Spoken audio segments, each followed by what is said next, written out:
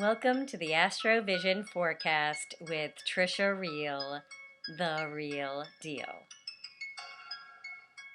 This full moon on September 27th, 2015 is actually a really big one, literally. It's a total lunar eclipse and the closest supermoon of the year.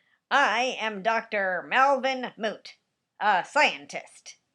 My friends over at NASA have calculated that this full moon will appear 14% larger than usual. Yes, Melvin, it's true. It's a big one. This total lunar eclipse will be visible from the eastern half of the US, South America, and western portions of Europe and Africa. Supermoons occur because the lunar orbit is elliptical. This moon will be 26,465 miles closer to the Earth at perigee, increasing its gravitational effects on tidal flows and weather patterns. Thank you, Dr. Melvin Moot. It's true.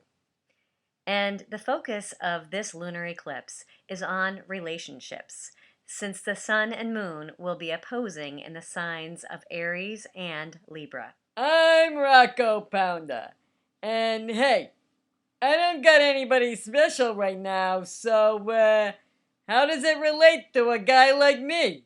Well, it's an evolutionary portal for all of us, Rocco, moving from polarization to integration, and balancing our inner and outer, feminine and masculine, to help us achieve harmony and a lasting peace in the world. Hey, so should I start wearing flowers in my hair? Or a girly tutu? Whatever floats your boat. I know I like men who are comfortable with themselves no matter what they wear. Thank you, Gussie. Basically, this full moon lunar eclipse will signal that we are ready for a new paradigm of relationships based on mutual empowerment. Sounds pretty good to me. Mutual is definitely the way to go, if you know what I mean. Yes, geezer. It's a new chapter. We'll be weighing all the sides and taking time to build better partnerships.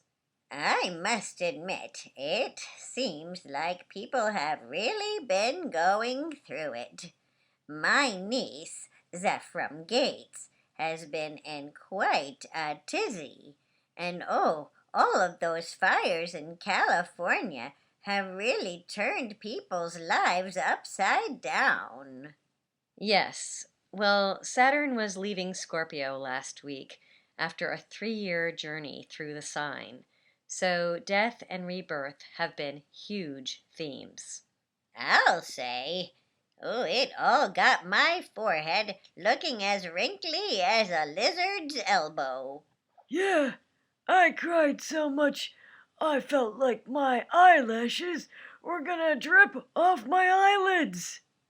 Me too, geezer. With Jupiter and Neptune in opposition right now, we are bound to feel more empathy than usual. But we need to take care of business as we go with the flow. Hey, I don't want the waterworks to take me over, but if you ask me, it's been a real turd supermarket out there. Yes. Well, Mars is making a challenging square to Saturn as well, so we can't really rush things right now. And Mercury is retrograde, don't forget. Backwards communication has me in a fret. Yes, Anya. Thank you for reminding us about that from Fairyland. Mercury will appear retrograde until October 9th, so it's a good time to rethink things.